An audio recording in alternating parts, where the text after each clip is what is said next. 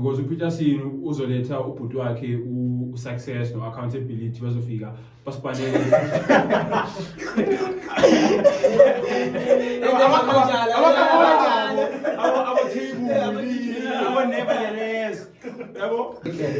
like bathi umuntu phuma e-Europe nani is seen as a job job creator, but a person ophuma la like around abo-Zimbabwe nani is seen as a job snatcher, like uzosithathela imisebenzi, but lo phuma ngale yena uzozikhethela imisebenzi. So then that thing it causes controversy ukuthi okay sharp, where do we stand now? Because manje I think no abantu abakada sibathithisa grand abo bantu bana abo handful watata and so on. Bona baphila grand mebaza kayi and so on. They investing kuma watata, but umuntu kayi is seen as umuntu ozo like making like economic growth, it's like to slow it down. So then I don't know what's in that's it. Like even if ungaya eZimbabwe manje manga eZimbabwe manje like ungaspend la ungahlangana na South Africa, but there is no way ukuthi even nala emafikeni bangaphuma manje ujet out ungahlangana mhlawumbe namaZimbabwe nangazengapi namaMozambique nangazengapi. So it's like bas crowd like nas crowd abafiki via it's everywhere. So I-hope angeke ngisho ukuthi mhlawumbe i-hope ikhona ukuthi ngaba noshintsho ngoba yizo lezi mfethu ingaza kahle into but sibona ukuthi there's progress. Bekhona laba bathi ncane labantu laba manje ngithola wena zona ngisho angisinani le operation scan my so sorry. Sanibona bafethu, welcome again. Sibuyile. It's the Vibes Escape Origin Podcast. We're back with another episode. Ziyakhala bafethu, angihambi ngedwa njengenjwayelo ke. Ngiphethe i-co-host yami la eSpitori. I go by the name Ubayet and the snake guest yethu namhlanje ngathanda ukuthi izazise ke naye. Okay. Good day everyone. My name is Tshepo Wiseman Muleko. Second year LLB student and equally the political education officer in the region for the South African Students Congress. So wonderful. Yeah, siyabonga. Eziyakhala namhlanje sizoqhubeka ke indaba esayishile singasho ukuthi sikhuluma ama-politics but hayi ngaleyo ndlela leyo. Yabo. Yeah, khona nje indaba bengifuna siyikhulume ibiyenzeka recently ngasho eGauteng naseThekwini currently ngiyacabanga isenzeka it's the anti-illegal but before sikhuluma ngale na ngicela ukuthi like so ukuthi bazi guest yethu uqala ukuthi like who is he and what he does for the campus and so forth. Okay, then after we'll dive into that. Yeah. Sharp. So then tell us like wise men. And tell us how did you become Malbiza ngama comrade? Yeah. So then why do you decide comrade? Yes. No man, I don't think one decides to be a comrade. I think it's something that you fall into. You realize when you're in it, you say no. When they start calling you comrade, when they start calling you leadership, that's when you say, oh shit, I'm a comrade now. I think for me it started back I would say in primary, but in primary it was just me being a kid and pop and sounds and stuff like that. But when things really got serious was in high school. When they really got serious, I think I was in grade 12. And that's when a friend of mine was an SRC president. For the school? For the high school. RCL president. He was an RCL president for the school. And I was part of the committee, and I think I used to sit in, there's a thing, they call it a school development meeting in SDM. I used to sit in those meetings, and I used to sit in consultations and sounds and stuff like that. So I think that's when it got started, and that's when I got spotted by a gentleman named Upasipu. He was a former SRC Secretary General of the Tshwane University of Technology. At the time, he was working in my school, in my high school, and he was also a former leader of SASCO. And that's when he then recruited me into SASCO. But I wouldn't say that's when I joined SASCO, but that's when I had first interaction with someone who was a SASCO comrade and kind of learned the politics of SASCO, and then I then came into this university, I think last year, 2025. It was the first year, and I met a gentleman named Schobela. You probably know him. Yeah, I think that's when my activism in the campus began. When I met Schobela, I remember the first time. Last year. Yeah. I remember there was a time whereby a friend of mine. You remember last year there was this thing to like the people were paid half of their allowance. Yes. Some were not paid, some were paid. So one of my friends was not paid. And it was frustrating about to say, no man, I'm going to class, he's going to class. But I have money, he doesn't have money. So it was like, I was like, you know what, there's an SRC in this school. Let's go to the office and tell them that we want our money. And when we went there, we went straight to Schobela's office, because at the time we had signed SASCO membership. We went straight to Schobela's. Were you affiliated by that time? Yeah, we were affiliated. And then we went to Schobela's office, and then we started attacking him, telling him that we want money. There was almost a fight. I remember even EFF members coming into the office telling us, no, that we need to calm down. If we take any further steps, we might lose our degrees and things like that. We're annoyed, and then some stuff like that. And then I think a week or two later, I think in less than a week, obviously with the help of Schobela, and then within 2 weeks, some other people, some other people, and then Schobela approached us saying, no man, he wants us to be part of the branch task team. At the time, the branch did not have a BEC. So he approached us, no, he wants us to be part of the branch task team. He sees something in us, blah, blah, blah. You know those things. You know when comrades want to convince you. And then there was a strike that had happened. Of course, I remember. Of course, I was not Really part of it. I was not part of it. I was not part What of it. happened? Like, if sharp, maybe Konabanto was really like, obviously there are rumors that were speculating. According to her, he didn't do I want to be Kuruma regarding that strike that happened last year. Yeah. I was not part of it. You were not part of it. I was not part but of it. what you heard? I think I remember very well when I saw it. It started on Friday, right? On a Friday. So the only reason for the strike was for the Gutiba Patalam Malawi. So yeah, when it started on Friday, or at first when it started on Friday, the EFF released a communication to say, you know what, students, let's meet at Boss Mike. Boss Mike was still operational. Students, let's meet at Boss Mike so that we can tackle this issue. They said the time, I think the time was 8 o'clock in the morning. Right? And I'm saying, I had to skip some rates anyhow. And then I went there. When I got there was no one. At Boss Mike, there was no one. And I was like, you see, one thing about me, if the crowd is small, I don't want to associate myself with the crowd, because you can easily be spotted to say, this is who. And then I went back home. I went back to my room. And then around 11, I then was working with a friend of mine again. We were going to the cafeteria. And then that's when we saw a number of people.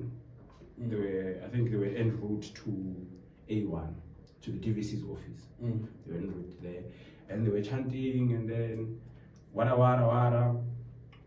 They did whatever they did there. Of course, I was not there. And then I remember they came back. They were dismissing classes, and I was at the cafeteria. I remember. Then I came out. When I was coming out, I went to Puzamans. So in Puzamans, we were say 810. I want to say 810. I'm popping this as 810. Mangyada and and then a gentleman in the same rest that I was staying in, he approaches me and says they want normal students. They want students who are not comrades to go into that meeting. There was a meeting that was held with the DVC. Because they were saying, why did they want normal students? No, it's political formations. Political formations were going there, but they wanted ordinary students.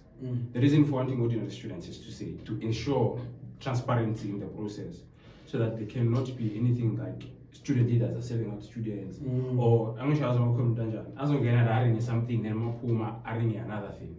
So that would have been a problem. So they were like, you know what, for the purposes of transparency and for there being not selling out in anything, we want ordinary students and things like that.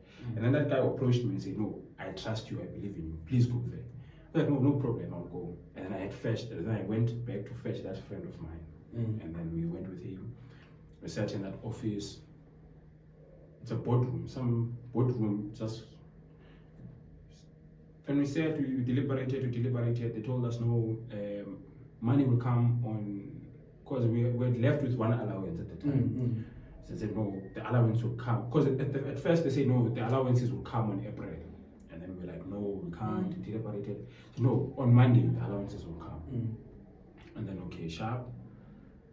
I remember that weekend, it was Dr. James Moroka's birthday. So what happens with James Moroka, they commemorate his birthday, which is something that they did not do this year. I wonder why. So on that Sunday, I attended that gathering. And when I was sitting next to Emmanuel Selota, if that's the surname, I was sitting next to him, and he then says to me, I know you from somewhere. Like, I also know you from somewhere. It's like, it's like, no. And then he tells me that he's the residence officer. And I'm like, oh. James? No, like FCC. It's like, oh, probably I was with you in that meeting. I was like, yeah. And then I asked him, say, so when you come with deliberating after the meeting, what did you guys discuss on? And he says, no, nothing. We are waiting for Monday. But I'm seeing, he says that he's seeing that people have created a group chat to say, Monday we are shutting down the school. And then I then asked to say, number one, why are we planning a protest on a group chat? Isn't that compromising the revolution? He didn't have an answer to that, because also he was also surprised. And I also asked to say, but we were told that Monday is coming. Who formed the group chat? SASCO members or EFF members? I'm not sure about that, but okay. I can assure you it's definitely not SASCO members. Because even them, they had scheduled a meeting with the DVC on Monday. So it cannot be SASCO members. And I do not think, if it was EFF members, I do not think it was EFF leadership. I think it was ordinary members. Even if it was SASCO, it would have been ordinary members. I don't think anyone who was leading the two organizations would have created that group. Because they were aware of what was discussed in the meeting. So, and then I asked him, but we were told that money is coming on Monday. Why is there a strike? Why people are shutting down? Obviously, didn't have an answer to that. I then joined the group chat, and people were angry in the group chat. They were angry. People were like, yeah. She's a scholar. What? I remember even the group chat got closed by Meta, because I think they were suspecting activities of some sort. The group chat got closed. How many members are in the group chat? More than 800. More than 800 members. The link was circulating scene. And it was more than 800 members in less than 2 days. Because the group chat was created on Sunday morning. So on Sunday night, that's when it got closed. It had 800 and something members.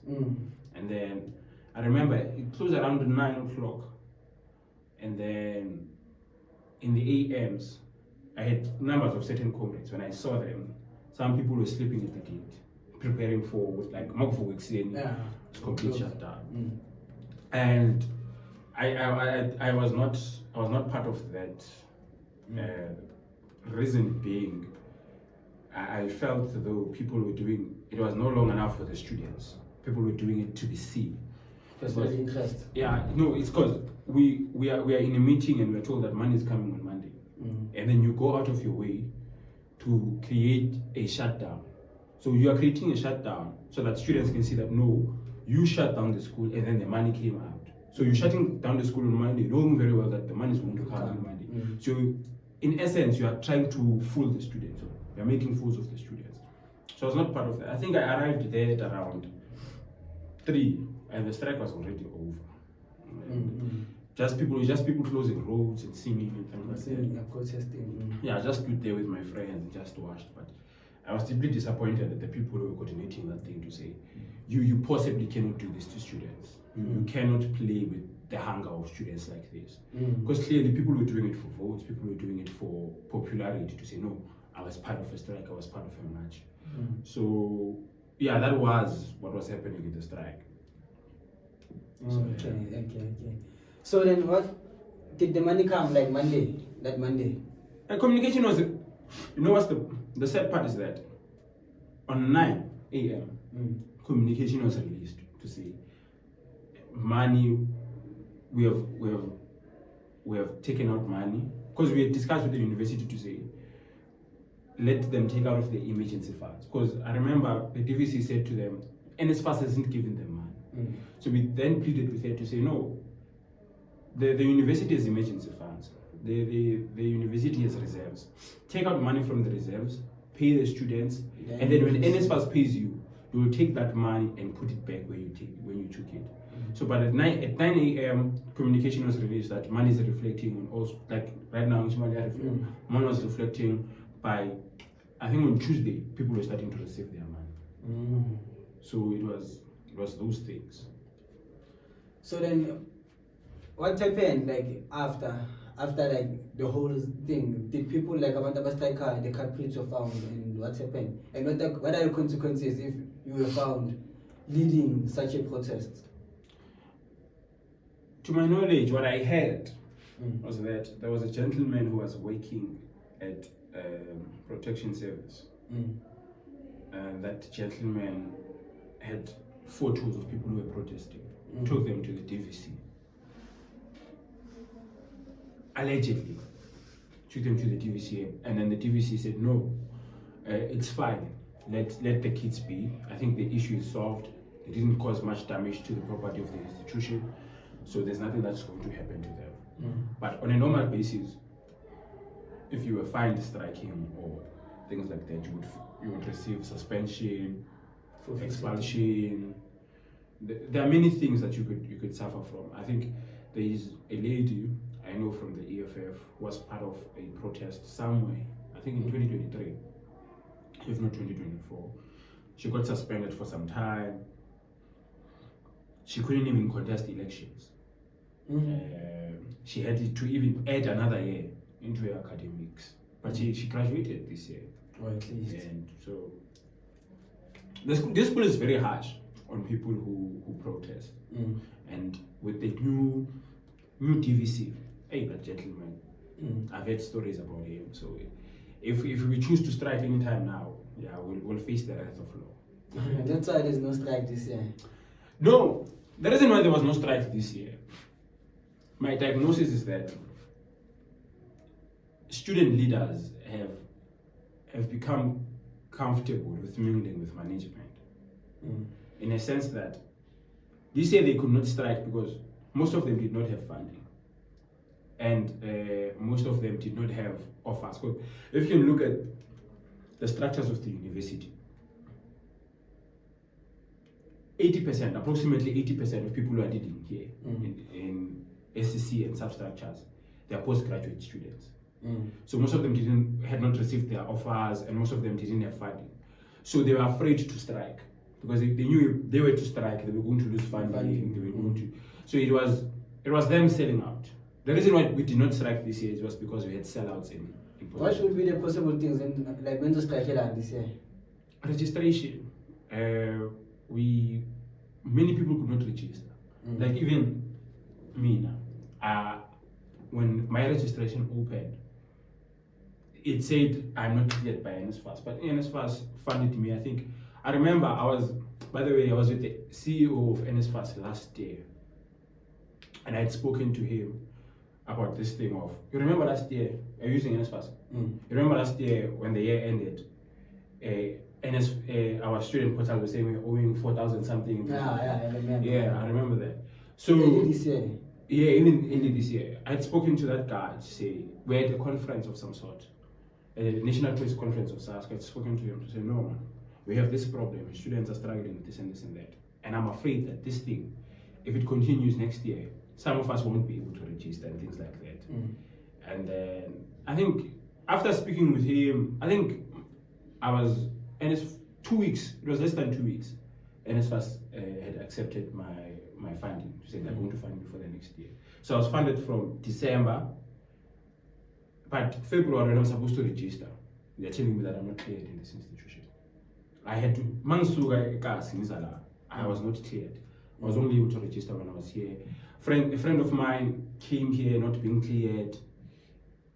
We had to make sure that he gets accommodation on campus while not being cleared, while not having not registered. He registered, I think, it was 2 weeks when academics have started. That's when only he could register. So there were many things, even postgraduate people were not receiving offers. People who had conditional offers, people were not receiving offers. You find that you have 75% average of your undergraduate degree, but you apply for an honors degree or a master's degree, and you do not get a final offer. You ask yourself how and why. People got their final offers late. It was bad. It was bad. So then this thing of protesting, my brother, it's so deep, because you can get into so much trouble. Yeah. So then, but protest, like there has to be some sort of limitations which you can do this, but you cannot do that. Back to what you were saying, my brother, like you can chase away people, but you have to some sort of have a way ukuthi angeke uvele ufike lapha endaweni then uyabakhipha ngeforce yabathatha balahlela ngaphandle because I think there's a law of eviction ukuthi you have to notice a person 3 months before ukuthi kumele before umxoxe. So then I think kule ndaba esibuyela kuyindaba ka yaseJozi angizwe umculo ukuthi kawo what he did, I think it's fine. It is such a good thing for the country, because if they are mainly thina siyasokola in South Africa, siyasokolela ngothina ngokwethu siyasokolela. So then if unomunye umuntu kumele umele futhi kana uzosokola nathi, the state resources aren't enough anymore, and the unemployment rate. So then now by add back to our statistics for unemployment so angazi, what do you think, guys, about the situation and what happened? Ngacala boy. Yona lento enzekayo lapha, I believe correct if I'm wrong. I believe singabantu we have a right of protest, but it depends what is protest kanjani. But now the issue I think rises when maybe umuntu ohola a protest like the leader or opinion leader or something, right? As he sends into kanje, and the next thing abantu abasayenzi lento bengithe siyenze. So mina ngibaseghostini manje because yimi vele oqale you understand, although ngithi mina angibatshelanga ukuthi bayenze lento le, but ngoba yimi ubeyihola lento le ngibasenkingini, yabo. So lento ayenzayo yona, it was peaceful, ya protest. It is peaceful because amagada, they are involved, police are involved there as well, to make sure. But I think he faced some criticism because bathi akusimsebenzi wabantu base Home Affairs, because about illegal bathat. I-Home Affairs umsebenzi wayo awukho because phakathi ku-Home Affairs khona abantu abadayisela abantu abangaphandle identity, so bona ngeke sibabale, you understand. Vele umsebenzi wabo mara bawenza umsebenzi wabo. So now lento lekudala ikhulunywa mfethu for many years, it's just that beyingekho movement ebonakalayo. I think there was a time la waqhuma khona i-xenophobia, you remember? Yeah. We protested, but I think it was intended to be a peaceful one. It's just that it took another turn. It became too much. And then it became too much. Sekuba nama bloodshed, you understand? Which is a problem. So le abayipushayo manje noBaba uPhakela Mthakathi, it's a peaceful one in a way ukuthi like umthetho is involved lapha ukuthi even no sis Jacinta Mangobese naye uphakathi kulento le, because vele lento le eyenzekayo la mfethu it's ayikho right, because uma country lawa ngaphandle we are not allowed to be there without having legal documents to be there. Kuningi nje okwenzekayo, but bona they are able ukuthi bafike la country yethu without having legal documents, and bayenza yonke lento abayenzayo, and also fethu ama-drugs prawami yangithola kahle kahle bazo destroy. It's not a matter of mhlambe bazama kuzama impilo. Ngikhuluma ngalabo abanganawo ama-documents at all. You understand? I-intention yabo obvious ukuthi ba-destroy because babonile ukuthi silahlile. Kunembobo evulekile la. Leyo nto leyo mfethu from le kuyikhulu. You understand? Bayayazi lento le yenzekayo. It's just that they are not doing anything about it. It's because nabo bayafana nje nabo labantu labo. You understand? So mina ngokwami I think lenta ubaba ungizwe nobaba uphakela naye uJacinta. It's a good thing bro. Ngithola mele sivuke sibone lento le ukuthi no bafethu lento le iyasikhawatha and it's not nice anymore. You understand?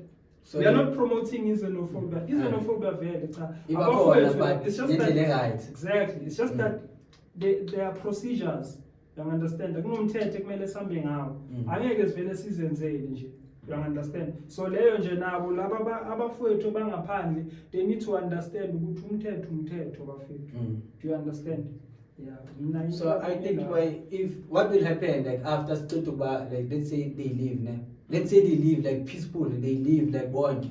There are some, I think there are some foreign companies are called like South Africa, and there's some people like, for example, about Spaza shop. Those people like they are hardworking, They work long hours. Umuntu omnyama ngamkokotela ngo6:16. Umtshela ukuthi kamfuni 5 kuzothini uwe hayi kangisalelo ini. Nama prices akhona like they too high. So labantu laba bazo exploit ama opportunity akhona emzansi ukuthi ni sharp. Tina we have tina ama price like if like that certain person like a foreign person if we have figure and also things that person by 6 a.m. obviously not saying 16 go out saying say not saying 16 go saying CBs by 6 a.m. your shop has to be open 6 a.m. ekuseni ukuthi ka abantu abayesikoleni abantu abemsebenzini bakhona ukuthenga isingo abantu bakhona ukuthenga ini ibisi. So then abantu like people from South Africa like ama local they are not willing ukuthi basipane that long hours nakhona ka their prices like they're highly inflated like ba chase ka ama profits are high but then umuntu ongaphandle ka like is willing ka to minimize like to risk it ka ukuthi ka I would work in such conditions uhlale endaweni one for over a year like in a space in such a room like your room encane kanje uhlale lapho in over ulala lapho yenza lapho like you don't go out in over many years whilst bathumela imali kuphi ekhaya. So then I think thina ka amanye opportunities thina ka yemzansi like we don't grab them by full force. If now manje ngakuthatha ngangisa maybe let's say e-UK uzo exploit some opportunities akhona lapha like you will ka like uzo get like you'll push hard because that country has more opportunities. So then I think they chasing maybe for greener pastures or something like that. I think on that part, I think we should stop romanticizing slavery in a sense. Because if you look at the structure of these spaza shops, clearly they are connected to one another. And whatsoever. It's a cartel. It's a cartel of some sort. Thank you very much. It's a cartel of some sort. They close at 10, if not 12, and then they open at 4 a.m. And then from 4 a.m., these people don't even have lunch. These people don't even have anything. So these people work long hours. They're not even getting paid. There was a time I had spoken to one of the ones from Ekasla. He tells me that he does not receive the money. He's not the one that gets paid. The people that get money is his family back home. So when the money then you tumela ngani? No, akayithumeli. Kanjani? Ama-boss wakhe. Athatha imali ayithumele ifamily yakhe. Oh. So yena akatholi next. And akazi nokuthi family yakhe ithola malini because he's not even allowed to ask. Yabo. And another thing, this thing of them being able to work long hours for less pay. Whoa. Yeah, it's true. There's some sort of torture because there's no one who's willing 16 hours a day. There is no way. Exactly. So in some of them, when you look at their genetics, you'd go and see my friend and you think that no, this person is somehow 20 something years old or 30 something years old, and you only to find out that that person is 16 years old or 15 years old. They are very young. Just when my friend just go to him and ask him his age. Just do that for me. You'll realize that these people are very young, and that's probably not the first store he's worked in. And you will see that in most cases, in Mm, most cases, every corner. in most cases, le Ethiopian el Parisaya, alihlali more than a year. Baba rotate. So that's what things So that person doesn't become familiar with the place, and so that the people of the place do not become familiar with it, so that they do not have even a sense of freedom. There's no escape for them, because if I'm here and I'm so in Petla, Fandi, and then next year ngise Phiri, next thing ngise Zola, it doesn't like it creates some illusion of confinement. So that's what I'm saying. Even these foreign tech shops, they are modern day slavery, they're modern forms of slavery. And there's actually proof that the profits from these shops are actually funding wars. You would know that in Somalia, there is a war between Somalia and Somaliland. Somaliland wants to break away from Somalia, and actually they're fighting. And then in Ethiopia, there's somewhere that we call a Tigray region, where it's war infested. There are rebel forces who want to break away from the Ethiopian state. So these monies and these profits from these tech shops, they are funding those militia groups and those warlords. And this thing of these foreign nationals being able to work long hours for less pay, it must not reflect on us South Africans being lazy. We are not lazy. I think I thought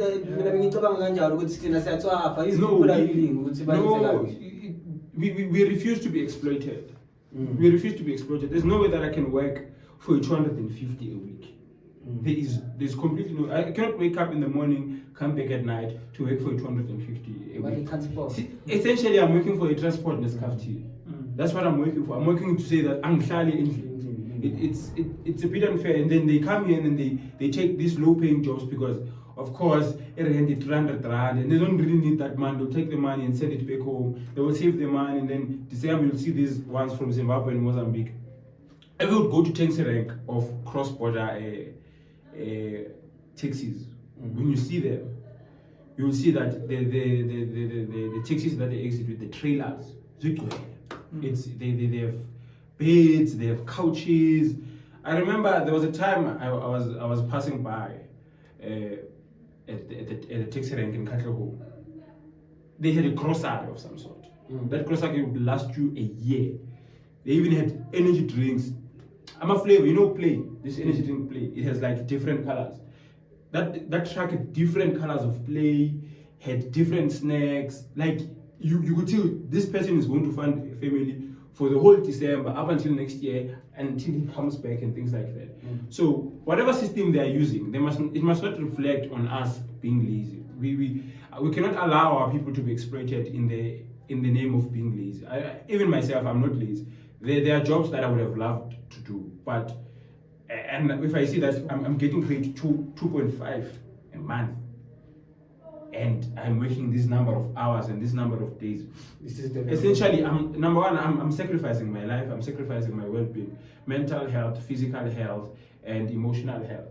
For what? For transport and safety, and so that I can buy the time and data. There's essentially no life in that.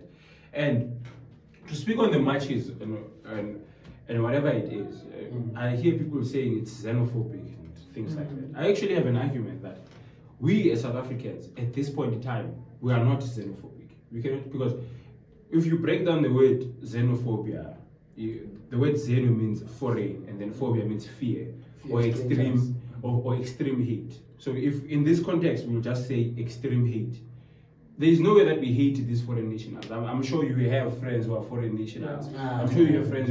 Some of us have even dated foreign nationals at some point in time. So we cannot say we are xenophobic. In fact, we as South African are disgruntled. There is no way that my brother is not working, and you find that 3 foreign nationals are working the very same job that he qualifies to work for, but he cannot work for it because Umlungu prefers uPeterson obuya eZimbabwe, because uPeterson uzoletha ubhuti wakhe usuccess no accountability bazofika basipanele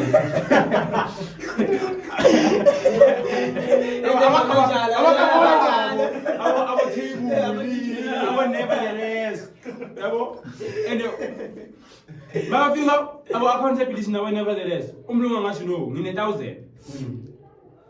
1,000 a day.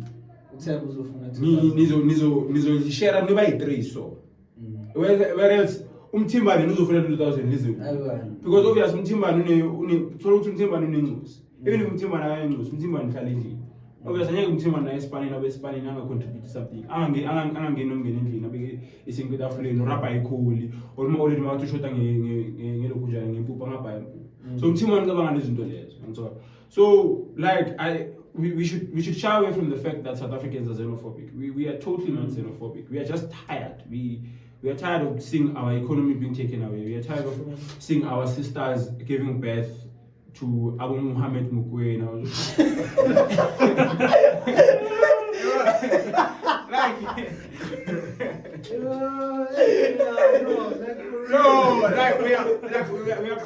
We are tired. At a point in time, like I think someone who's bad in South Africa and one access South Africa. So mixed no yana ngizohlangana no Tshepanga bona Tshepanga ikula ngizibuza ukuthi Tshepanga ikula kanjani yabo like into ezinjalo. So I think sikhathele man, sikhathele because even no yana Fandiwe abasithokoza baya protest baphumile. Yes. What will start? So I think the more these people, because no matter that, and they're saying no, the way by entitled ngakhona, but the government is mainly protect. How? So it protects everyone. So the government is mainly going to protect that. It protects everyone. But can be there, but police station, but can be there, but somewhere now, and it has been ringing pyjamas nini. It's funded. There's someone who's pouring money so that these people can go sleep. Because there's no way you can sleep. Like in Kotola na mseru light the heat. The way bana ngakho. Kama mina ngise northwest yashisa mara ngiyakotola kuyabana. Kama umuntu usekhize N1 ukotola kanjalo. Ndela ngaphandle. Kama umuntu usekhize ukotola kanjalo. And west part ulala ngaphandle. So ngitshela ukuthi la ndawo baorganizile bayolala ngaphandle nje. And that's why ubheke ama-video laba abakhuluma nemedia basha nge-accent yamaZulu basha nge-accent yabantu baseKasi so uyabona ukuthi seyiphakathi ku no yazi bayenza baqova like soxova wena Mthepana ne like thina sibayiso sama-foreign sizoxova wena Mthepana so wena Mthepana iscript sakho ukuthi ukhulele la eMzansi like ufundela eMzansi but like abazali bakho ama-foreign when ufike la ku-media ubatshele the way uhethe ngakhona like baxosha kuphi ayikho enye country yaziyo ngaphandle kweMzansi like banjalo and uyabona usystem ukuthi no there is no way like uyambona umntana wekorakwera sorry ukubiza amakorakwera but uyambona umntana we-foreign uthi no man no le ntwana le akusiya la eMzansi noma my sister labaya bonke shifo uyibona ngani zombambili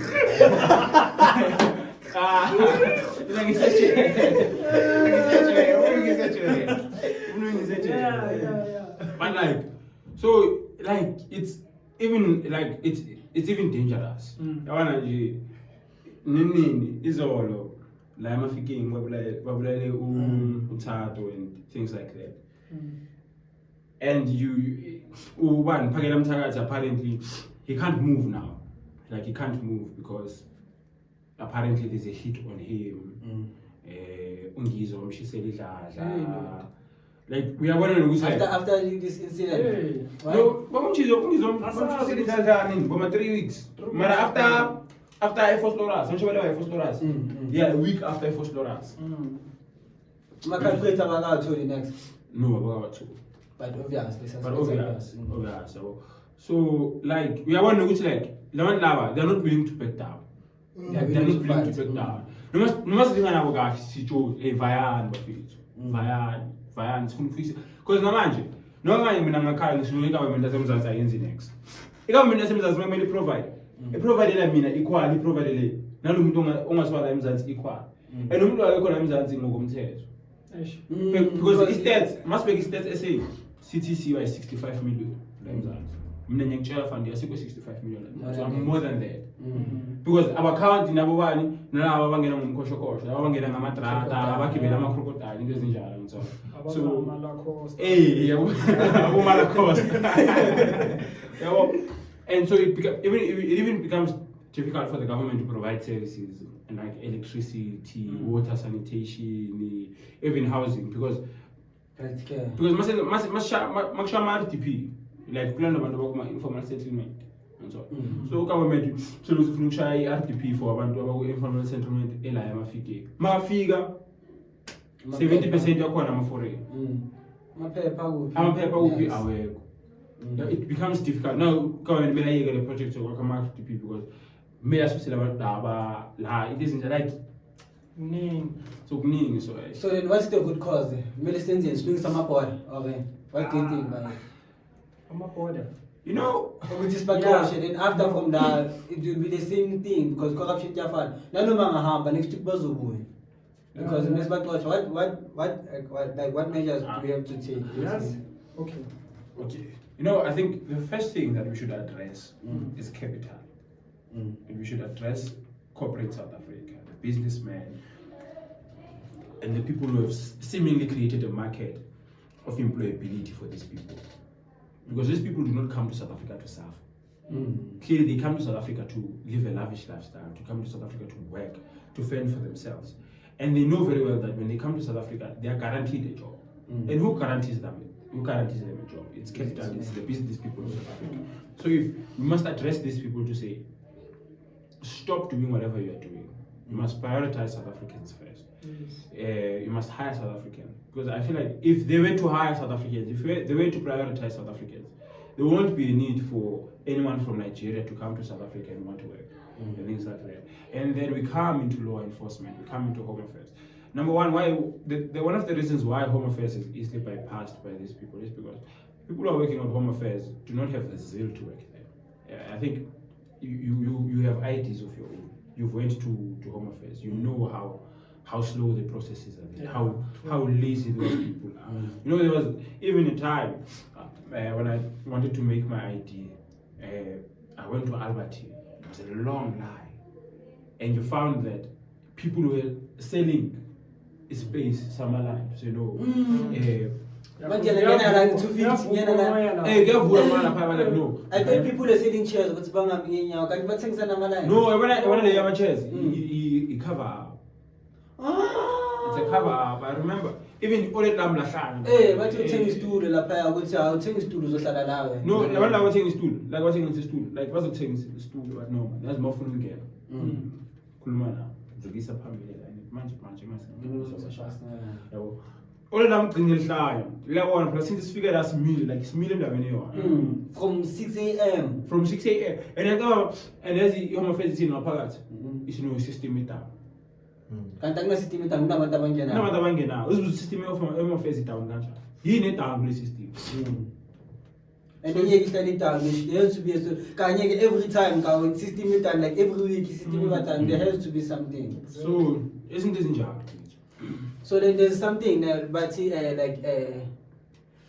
looking at it like from an African perspective, because so like we all belong like say Africa, like whether you're from Zimbabwe, whether you're from everywhere, but then they see like a fellow African as an intruder. But if umuntu phuma le fair abo Europe they seem like as a potential investor. Umuntu uzosinikeza like it's in big grand ukuthi like bathi umuntu phuma abo Europe is seen as a job job creator. But a person ophuma la like around abo Zimbabwe is seen as a job snatcher, like uzosithatha umsebenzi, but lo phuma ngale no uzosikhethela umsebenzi. So then that thing it causes controversy ukuthi okay sharp, where do we stand now? Because manje I think no abantu abakada sibathithisa grand abo banibani abo handful watata and so on. Bona baphila grand mebaza kayi and so on. They investing kuma watata but umuntu kayi is seen as umuntu so like making like economic growth, it's like to slow it down. So then I don't know what's in That's like mawabheka la scale. Majority, I don't say majority of lectures, but I think 33% of lectures are foreign nationals. You even look at the surnames that they have. See that this person is foreign. You'll never hear us complain about them. You know why? Why? Because there is no way that uSpeech or Onometric angalisana no Kanamukiro on a PhD. There are levels to this thing. Yeah. Even to bring it back a while ago, you know, when these Europeans come in South Africa, they make you feel that they're Europeans. And they make it abundantly clear that they are not here to stay. Yeah. And if they are here to stay, they have something to bring. The problem we have with them is that they come into our economy, take whatever they take, leave nothing. And then December, basasa wasani, Bashiya sitarad. basasa oh, yabona amane ifike taxi rank kasla. Ubheke lapha khona la ma taxi lawo itika se cross border. Ubheke ama trailer phuma la. Ubheke ama trailer phuma la. Like it cannot be. Because the problem that we have with these people is that they take from our economy. It's not that we have a problem. We don't have a problem with white people. White people reinvest into the economy. Yes, they take something, but they do reinvest.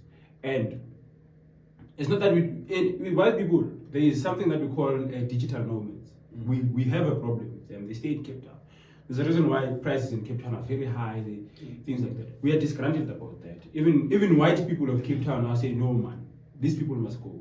We are not only fighting foreign nationals. The reason why we are fighting the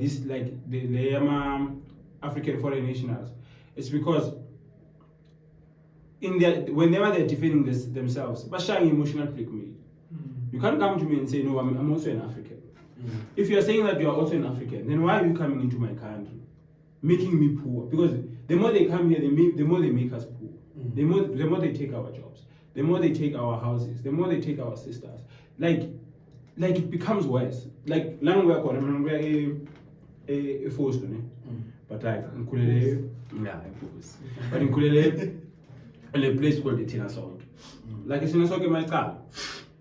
I'm a section 92. I'm a Kalatini, I'm a Kalatini, I'm a Kalati, and I'm a horse. And so my car. That's why it's busy again, but I was on some Kalati. My mom is in a sort. I'm a foreign national. Mapaya. I'm a South African. Mapaya. I'm actually like 66%. The one that was in a song. I'm a Kunja. I'm a Zimbabweans. I'm a Mozambicans. So you want to see, but like a colonization of some sort. They are colonizing us in the name of being African. Even if a Zimbabwe man, like we spend lana, we in South Africa. But there is no way even now I'm African. Mama put man to check out. We mshaphe na Zimbabwe na Mozambique na Zanzibar.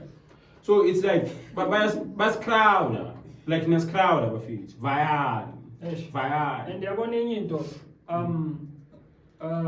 esikhamathayo la ilento le yabo kuma border into enzeka kuma border inzima kakhulu because manje labantu laba bayakwazi ukudlula lapha kahle nje as long as ephethe imali yabo thina kahle into esibhekile nje umuntu nomuntu useyibhekela yena ukuthi hayi kuyafana eSouth Africa mos ine corruption shuthe engqondweni mfethu amahata yonke into kune corruption nje eSouth Africa uyangizwa ngithini ngisho ne government iyafana bro. You understand? So abantu bayicabangela bo. So kula sizoba nenkinga khona because ezinye izinto singazama mfethu kube push agenda right ngithola ukuthi no we trying to fix our country but khona labo bantu laba bazothi hayi laba mabame kancane balethe imali faka. You understand? It's everywhere leyo shandisi leyo njaya. It's everywhere. Uyangizwa? So I hope angeke ngisho ukuthi mhlawumbe I hope ikhona ukuthi ngaba noshintsho ngoba yizo lezi mfethu ingaza kahle into bona ukuthi there's progress. Bekhona laba bathi ncane labantu laba man ngithola wena zwa. Ngisho nani ne operation Tutula.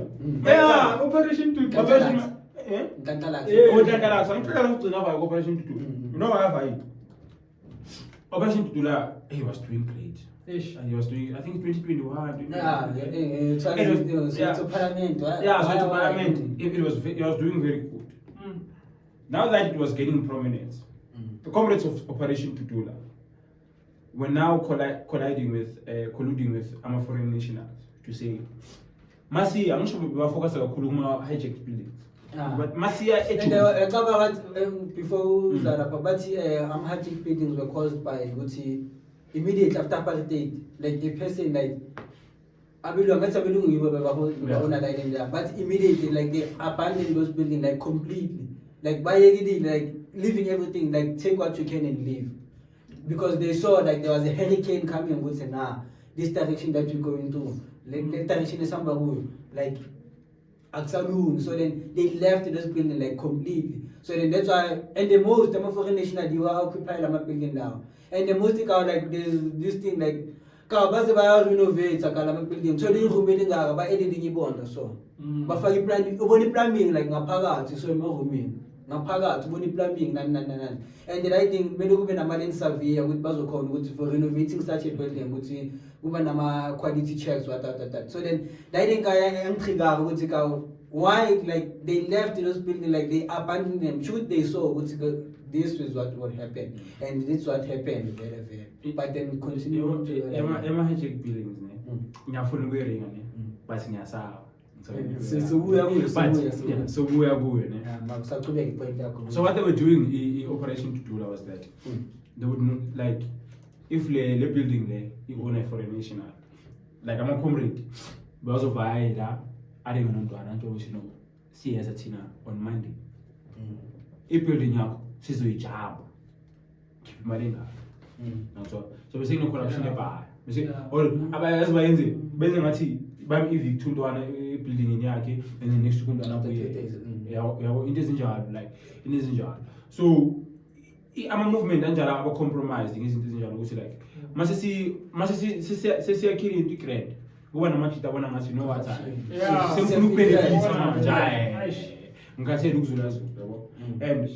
And the question of hijacked buildings, one of the reasons why, yeah, that is part of the reasons. But one of the main reasons why buildings were abandoned, it is because of the world was opening up. I think the building was starting being abandoned in 1991. The world was opening up. During the period of Sunset Clause, yeah, that. We did history in high school. Nah, news So the South Africa was opening up, and then obviously white people saw, which you know what, we need some sense of exclusivity. We need some sense of getting away from these people, and then they moved. Most of them moved to Albertine. If you can go to Albertine, you will. If you go to Albertine, you will find that most businesses are there, even offices are SARS, and then some obviously relocated to Pretoria, and a majority of them relocated to Sentin. You will find that Sentin is big business and things like that. So, and to come to who owns these buildings, I can guarantee you now. It's just that I don't want to speak too much. Because people will assume that I know too much and they will want to kill me. But majority of those hijacked buildings, yes, it's foreign nationals who are staying there, but it's not foreign nationals who own them. Who owns them? It's people. Yeah, I don't say too much. Yeah, I don't want to say too much, but like there was also a guy who was killed, DJ Waras. Yeah. Was dealing with that thing of, because even him, he went biased into the situation that it's foreign nationals who are stealing this building, and it's not foreign nationals. It's actually people, our people. So I just cannot say who and which tribe do they belong to, but it's definitely our people, and it's some form of selling out. Yeah, it is. Yeah, because you cannot hijack a building and then you rent it out to foreign nationals, and then again you say no, foreign nationals must go. It's well, Yama hijack buildings. It's a very contagious matter. That if you were to touch it, let's speak about Thomas Sankara. Yeah. Mohammed Gaddafi. Yeah. And currently Ibrahim Traore. What do you think about him Ibrahim and Traore. his decisions? Ibrahim Traore is Kim Jong-un with good PR. He's a dictator. We should not be fooled by whatever he's doing. He's expelling the European forces, he's expelling France and things like that, but he's inviting Russia and China. So we must able to critically think and critically analyze things. There is no way that a military junta, of course he got into power with a military coup, there's no way that a military junta can rule a country for over 3 years. Recently he told the people to say no, there won't be elections, you're not going to elect it. He disbanded the electoral commission of the country. Even the way he's taking decisions, as you were saying, they are likening him to Thomas Sankara. He's nowhere near being Thomas Sankara, and I think if he remains unchecked, that country is going to have a serious problem with him. We are going to see another Museveni. We are going to see another Mugabe. He's that, like, he fits the characteristics, or he fits the qualities of Robert Mugabe and Yoweri Museveni, the way in which they came into power. You know, Museveni has been leading a country for 30 years now. When they ask him to say, why are you not stepping down? He says, no, I am old, I am very intelligent. These young people should take advantage of my intelligence and elect me to power. So it's an excuse that undermines the intellect of the people. And he then says no, and then the person who was contesting him, he wants to arrest him. It's the same thing with Mugabe. When Mugabe, they wanted him out of power, he started killing people. There was a time whereby in 2007, if not mistaken, there was a thing during the elections where Mugabe was supposed to lose. His people, his forces, his stormtroopers would go to people and ask you, short sleeve or long sleeve. If you were to say short sleeve, they were going to cut your arm from here. If you said long sleeve, they were going to cut your arm from here, so that you were not able to even vote. People were dying and things like that. And then Thabo Mbeki went there to analyze the situation as deployed by SADC and the African Union. And he went and said, no, there's nothing wrong happening in Zimbabwe. Zimbabwe is very peaceful, which was contrary. So we should not compare Thomas Sankara with Ibrahim Traore. Ibrahim Traore is going to prove to be detrimental. But besides, he makes Karama decision about Ibrahim Traore. What you said, he wants to decrease civil servant salaries by 30%. Yo, my brother, Ivan, last point. No, we will have a part two. I'll have a part two. But we will show something. Sesifaka ku-part 2. Shawa isikhathi bafethu, siyabonga kakhulu. There's a lot you have to talk about. Sibonga ngeguest for ulwazi nokujula. Siyabonga kakhulu bafethu. Until next time. Danko.